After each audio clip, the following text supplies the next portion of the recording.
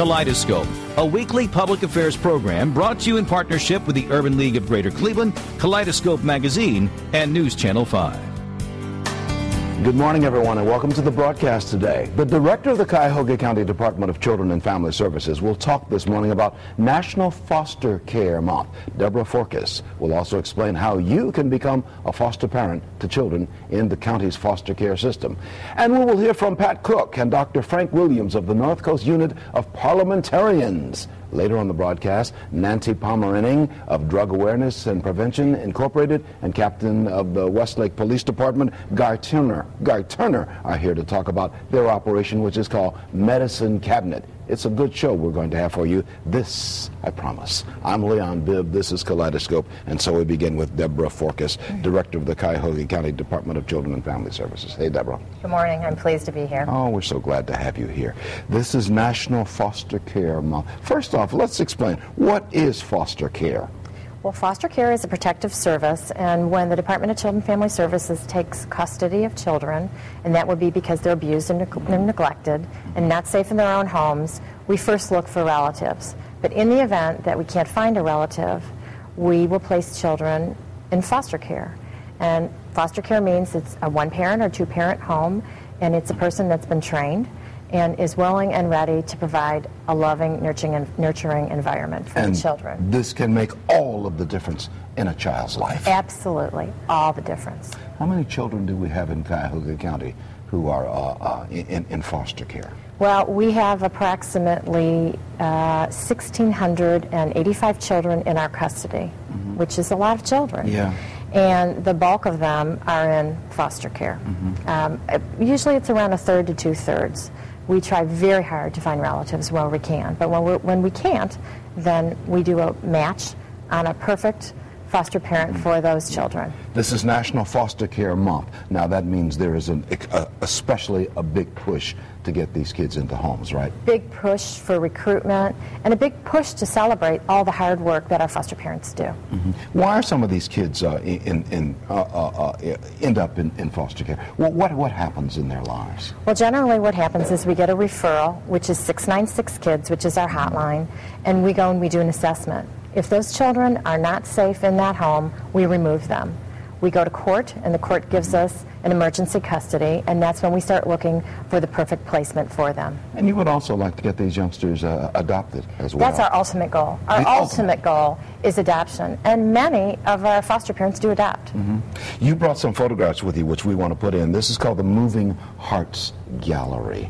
And tell us about what this means, the Moving Hearts Gallery. The Moving Hearts Gallery is a gallery showcasing our children that are ready to be adopted. And these children, we have no identified adoptive person for these children. And many of these children, as you can see, are either singles, meaning they need to be adopted by themselves, or they're with their siblings. And we're really focusing this year on children who need to remain and be placed and adopted with their brothers and sisters. As we look at these photographs, what do you tell people out there who may be contemplating or may not have contemplated being a foster parent or an adopted parent? What do you tell them? I show them the pictures. I think they speak for themselves. These are happy, wonderful children, and they have done nothing to come into our system. It has to do with their parents, and they deserve permanency in a forever family. They're wonderful children. They go to school. They're just like everyone else's children, but unfortunately, due to circumstances, they've been abused and neglected. Somebody out there is saying, well, maybe I can be a foster parent. Maybe I can even be an adoptive parent. I know somebody is saying that right now. How do they begin? Well, the first thing that they do is they call our recruitment line, which I believe the number will be put up on the monitor. And they call, and we start talking with them. We have a conversation. You have to be 21 years and older, and you have to be stable. And the first thing that we do is we talk to them about our children, about themselves. There are classes that have to be taken.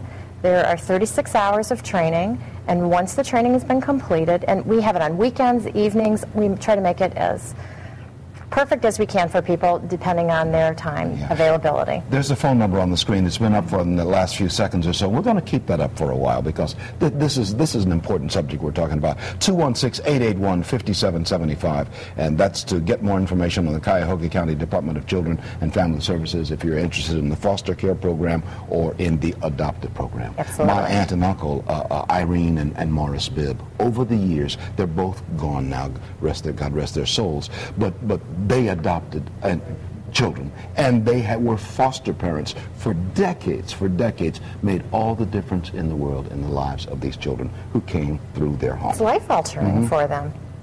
I saw them as my cousins, and still see them as my cousins. Absolutely. Some of them were still in touch. Well, that's why we say it's a forever family. Yeah. And certainly the two who were adopted, they are my cousins. I run into them all the time, and we have just a wonderful time when we get together for family gatherings and things like that. This is life-saving stuff we're talking about.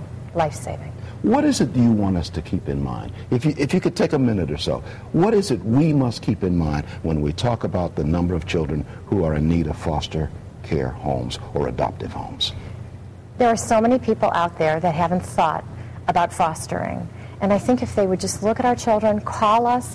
Everyone has a place for a child. And if you can't be a foster parent, maybe you can be a volunteer or a mentor to one of our foster children. There are so many things that people can do to help our children. And it does take a community.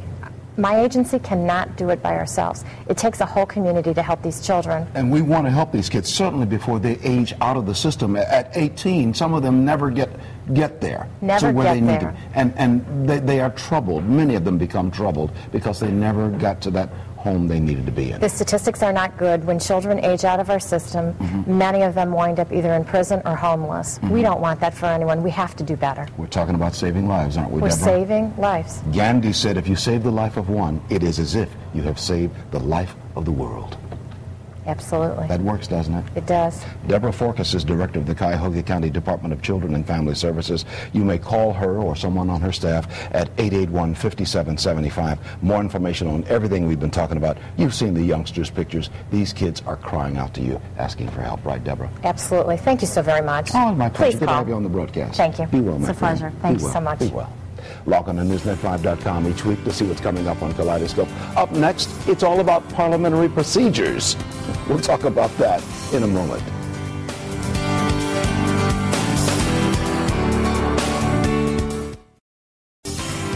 Welcome back to more of Kaleidoscope today. The National Association of Parliamentarians is the largest nonprofit organization of its kind. Dr. Frank Williams and Pat Cook are members of the national organization, as well as the Cleveland-based North Coast unit of parliamentarians. They are talking this morning about the organization and about training individuals in parliamentary procedures. Pat Cook is the past president, and Dr. Frank Williams is parliamentarian of the North Coast unit of parliamentarians. Good to have you. Good to have you with us. Thank you. First off, let's begin, Madam Past President, if I can use the that's terminology. Fine. That's fine. What is a parliamentarian? Parliamentarian is an individual who understands procedures to be used correctly in a meeting. Most parliamentarians use Robert's Rules of Order as their basis of procedures. There are other authorities, but we understand how meetings can be conducted in a way that protects the rights of the members and in a way that the meeting is efficient and satisfies the needs of the organization. So that the business gets done The in an business efficient gets way. done in an orderly way. Dr. Frank Williams is parliamentarian with the North Coast unit of parliamentarians. I mean, everybody knows knows about parliamentary procedure in your organization. What is it that intrigues you about the North Coast unit of parliamentarians? Why did you get involved? This is a local unit of parliamentarians that's roughly 25 years old, and it's a monthly meeting that we attend to improve our skills in parliamentary procedure.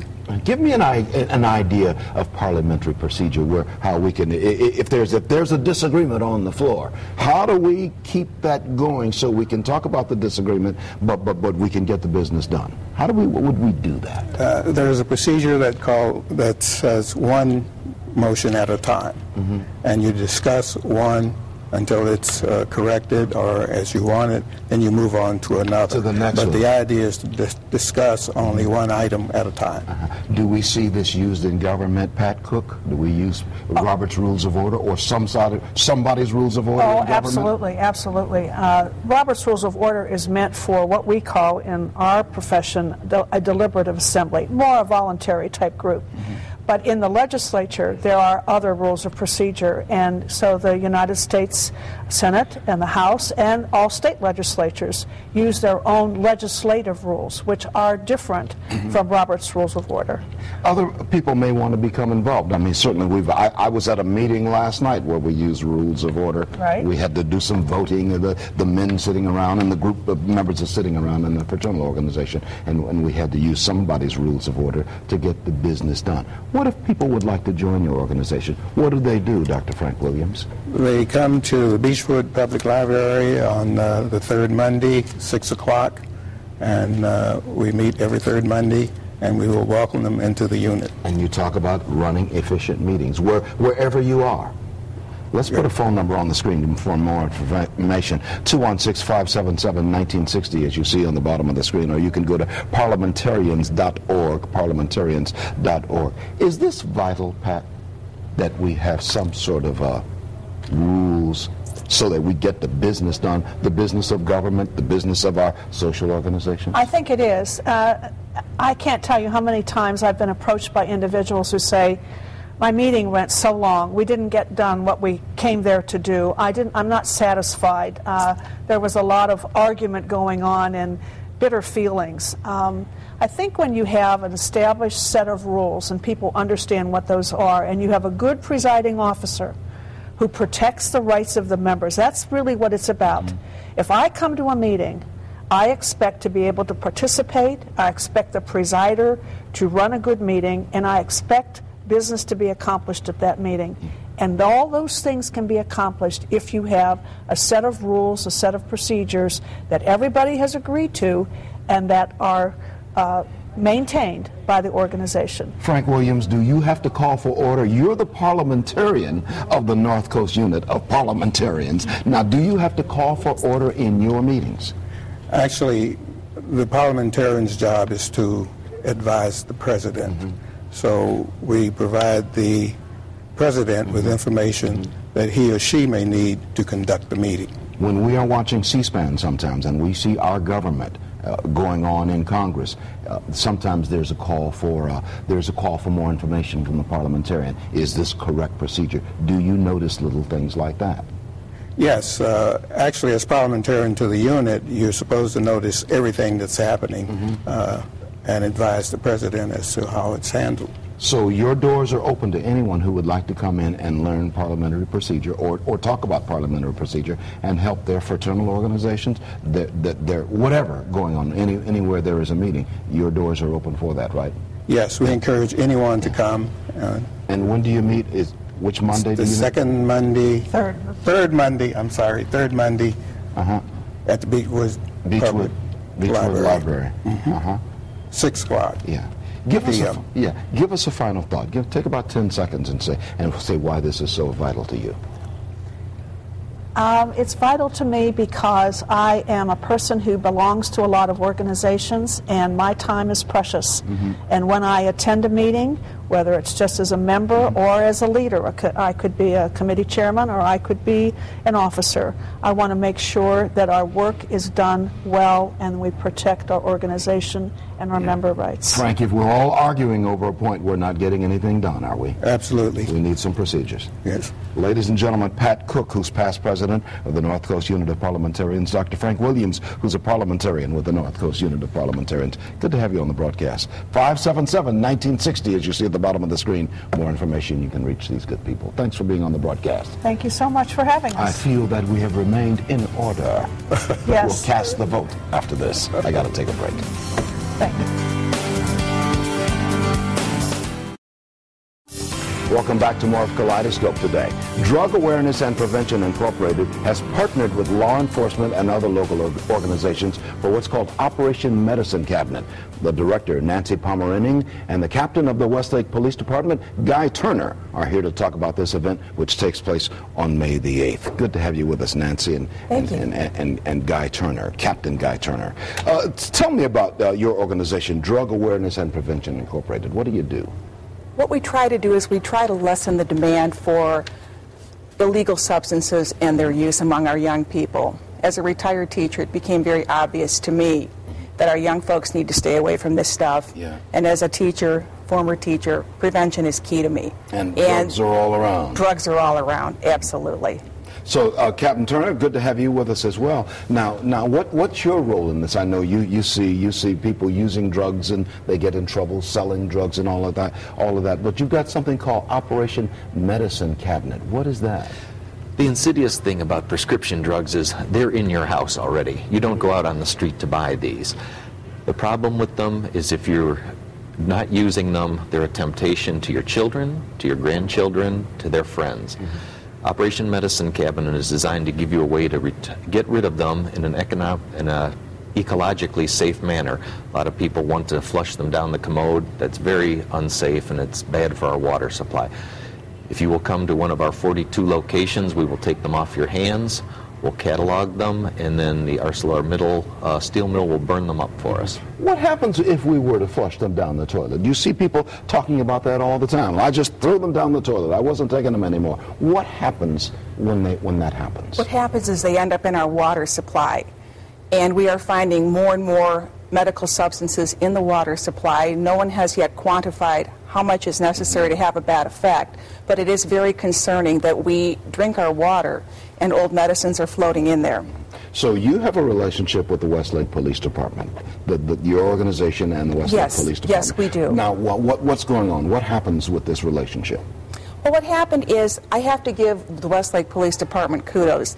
The Westlake Council of PTAs did the first Operation Medicine Cabinet 2 years ago. Mm-hmm. And as a person looking for ways to prevent young people from taking part in experimentation, we decided that we had to find proactive strategies that were easy for folks to do. And this is something that's very, very effective because we are discovering that prescription medicine abuse is the fastest growing trend among our young people. They perceive these pills to be safe because a doctor prescribed them. They're prescription medicines. They don't understand that they're very dangerous. Captain Turner, what you want to do is get these old medicines that almost everybody has in their medicine cabinet, get them tossed out and get them taken to a safe place where they can be discarded properly. What kind of safe places are we talking about? I know you guys you've got drop-off locations. If you live in the city of Cleveland, you can take it to any of the district police stations. Mm-hmm. If you go to the website, drugawarenessandprevention.com, there's all the drop-off sites are listed. If there isn't one in your community, there's one nearby. We have 2 in Westlake. If you have to come to Westlake, we would be glad to take them from you because our job is to prevent crime. And if we can prevent a tragedy or prevent a crime, that's what we'd like to do rather than lock somebody up. And simply drop them off at a police station. You can do that too, and you men and women who work in the police station will dispose of them properly. Everybody will be expecting you on May 8th. I know on May 8th, Saturday, seeing that we've got Westlake here, Clegg Park Cabin, that's at the northwest corner of Clegg and Hilliard. You can walk in and drop off your medicines. That's on Saturday, May the 8th. Or you can go to the Westlake Fire Station, which is at 2110 Columbia Road. That's another drop-off location. It's a drive-through. If you have a mobility problem, you'll pull right through the fire bay and we will take them off your hands. Yeah. What prompted you to come up with this idea? Had it gotten out of hand? It's getting out of hand. What's happening is young people have probably experimented since the beginning of time. But what's happened is prescription medicines are so much easier to get your hands on now. They're prescribed more than they ever were before. And young people don't understand the consequences. Taking a prescription pill today could lead to a serious addiction problem down the road. In fact, what's interesting is some of our law enforcement partners are telling us that as a result of opiate-based prescription medicines like OxyContin and Vicodin, young people, when they can no longer afford to buy the pills on the street because they're $1 a milligram, which is quite expensive, they're turning to things like heroin to get that same effect, which is even more dangerous because you don't know what's in that. We got to stop it early. I got 30 seconds remaining. Captain Turner, tell me, how are these medicines destroyed? They're collected by law enforcement officers at each of these sites. They're boxed up, sealed, cataloged, and we've reached an agreement with ArcelorMittal. All the police agencies that collect these will get together one day, take them down to their blast furnace, and burn them. Okay. May the 8th is your special day, but I would imagine people can turn these medicines in anytime. We would prefer that they would do that rather than put them down the commode. And go to any police station probably in the area, right? And your fellow officers in other departments, they know what to do with them as well. Yes, we'll take them off your hands. Okay. Thank you so much for being on the broadcast. Thank you for You are having us. saving lives. You Thank know you. that. We're trying. And keeping people from getting hooked on things they shouldn't be hooked on. Thank you very much Okay. for having us. Certainly. Nancy Palmer-Renning is the Director of Drug Awareness and Prevention, and Captain Guy Turner of the Westlake Police Department. Good to see you both. Thank you. Sir. We've interviewed Guy Turner many times on many different subjects on things that happen in our area. I'll take a break. I'll be right back in a moment.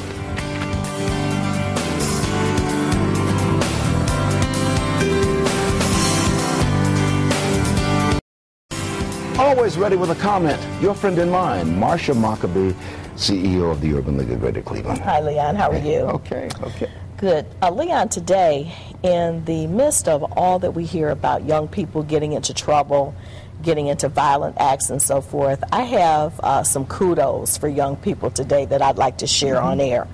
I want to give a shout out to a group of young people at Glenville High School who are in a program of the Urban League called Project Ready Aspire. And these students are actually collecting pennies for a purpose. And they're collecting from the staff and students of the school all the loose change that they can to support SAM, which is Stopping AIDS is My Mission, which is a part of Antioch Baptist Church's program of the Agape Ministries.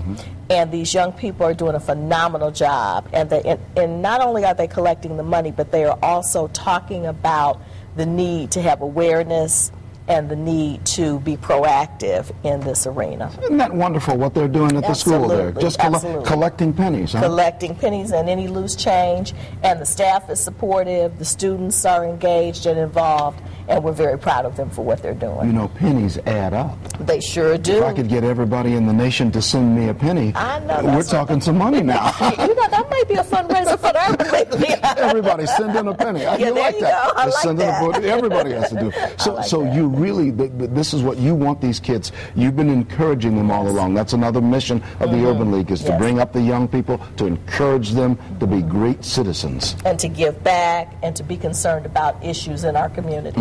Well, Absolutely. Thank you for letting us know about that. Absolutely. And tell the kids we say we're proud of them too. Will do. Thank you, Marcia. That's going to do it for Kaleidoscope. So long. Kaleidoscope, a weekly public affairs program brought to you in partnership with the Urban League of Greater Cleveland, Kaleidoscope Magazine, and News Channel 5.